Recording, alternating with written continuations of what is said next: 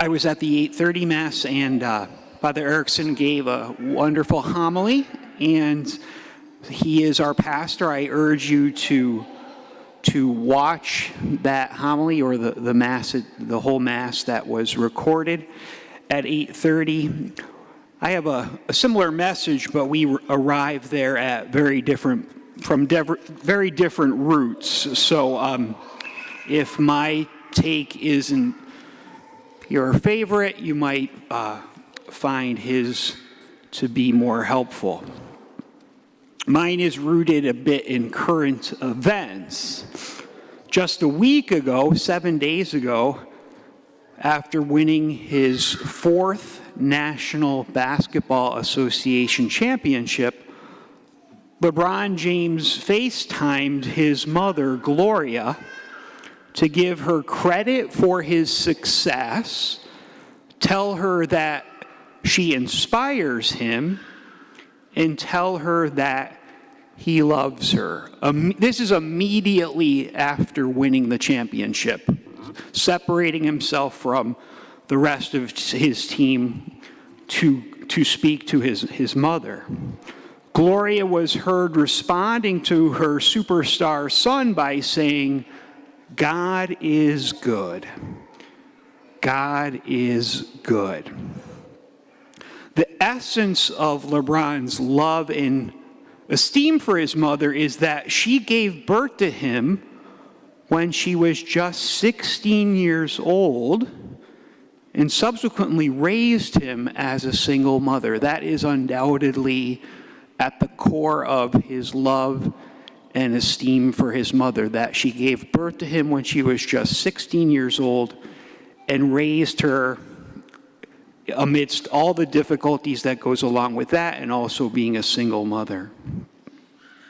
Thanks to Gloria's good God, LeBron is a survivor of Roe v. Wade, the unjust legal decision which resulted in abortion becoming legal throughout our United States of America nearly 12 years before LeBron was born. So that was the law of the land for 12 years when LeBron was born. So he's a survivor of Roe v. Wade.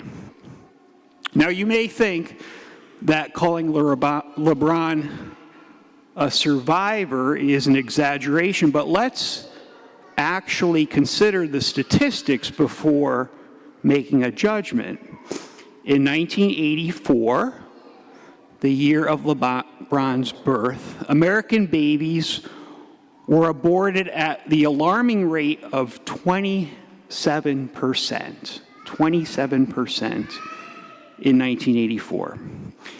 And as horrifying as that is, LeBron is not just a survivor in the general sense that anyone born after Roe v. Wade is a survivor. As terrible as that 1984 rate of 27% of babies dying by abortion is, the risk was even greater for certain demographics. Babies belonging to racial minorities were aborted at a rate of approximately 32%. So now we've gone from 1 in 4 to 1 in 3 for minorities. Babies whose mothers were between the ages of 15 and 19 were aborted at a rate of about 41%. And babies of unwed mothers were aborted at a rate of 56%. Given that in 1984, LeBron's mom, Gloria, belonged to these 3 demographic groups with abortion rates higher than the national 27% average rate, I think LeBron can legitimately be considered a survivor. And I expect that the intensity of his love and esteem for his mother is a very consequence of that reality. Even if, for whatever reason, LeBron has not explicitly formulated that reason for himself, he knows it at a gut level. You don't call your mom when you've won your fourth NBA championship when you're 35 years old and like the greatest athlete in the world, unless there's something really, really deep. There's something really deep there. Now, it should not surprise us that minorities and children of unwed mothers are aborted at rates higher than the national average.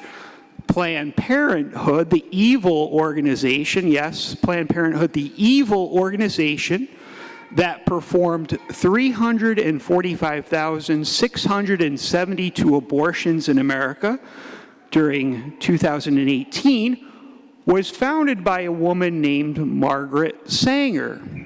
Just this summer, Planned Parenthood took some drastic steps in admitting that Sanger was not only racist, but believed in eugenics.